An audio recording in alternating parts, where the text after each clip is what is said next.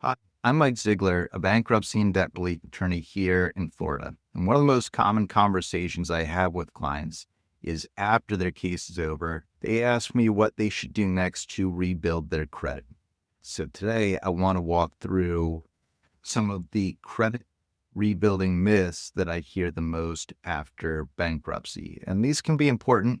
They could be costing you points, and they really could be costing you money, especially if you're not getting the loan quality that you should be getting. So, myth number one is to never close any credit account because the average age of your accounts matters.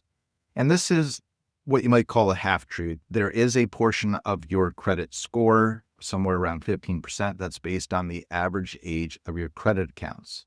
But the part that matters after a bankruptcy discharge is that most and maybe all of your old accounts are already closed by the creditors. So typically, credit accounts, especially credit card accounts, will be closed when you file, and they should be reporting as included in your bankruptcy. So you don't have to do anything to close the accounts. The bankruptcy typically will have already caused that to happen. What you do have to do is start to open and develop new credit lines, let those new accounts start to age so that 2 years from now, you have positive recent history on top of the old discharged accounts. Myth number two, get a secured credit card and you're all set. So secured credit cards are fine, particularly with responsible use, and most bankruptcy filers should consider getting one after the bankruptcy is over. But one secured credit card is not a credit profile. The FICO scoring model rewards two things that people don't realize. The first is a mix of credit types, revolving accounts like credit cards alongside of installment accounts like a small loan. The second is utilization, meaning how much of your limit you're using.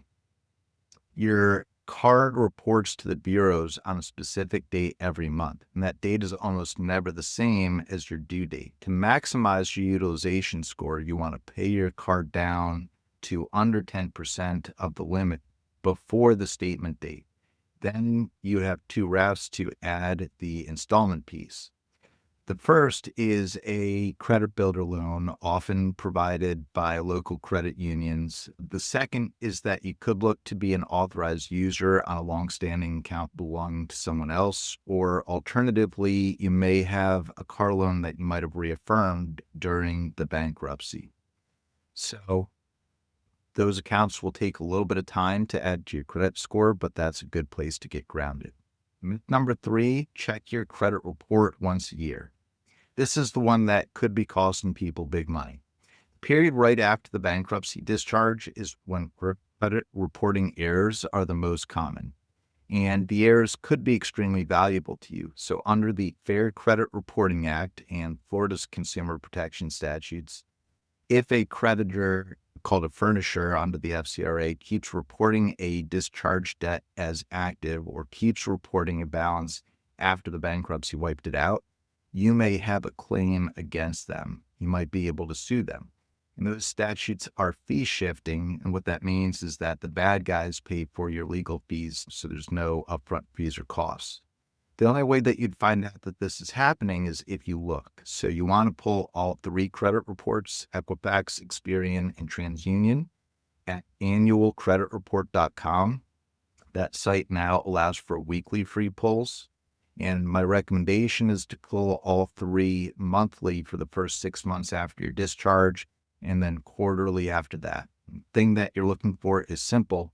Any debt that was discharged in your bankruptcy that's still showing a balance greater than zero, 90 days or more after your discharge order was entered. The realistic timeline is that around 6 months after your discharge is entered, your credit score may still be impaired. You might still be looking in the 500s or early 600s. But by being proactive at around the 12-month mark, you might be somewhere around 640, 680. At around 24 months, you may be at 700 plus, especially if you're proactive.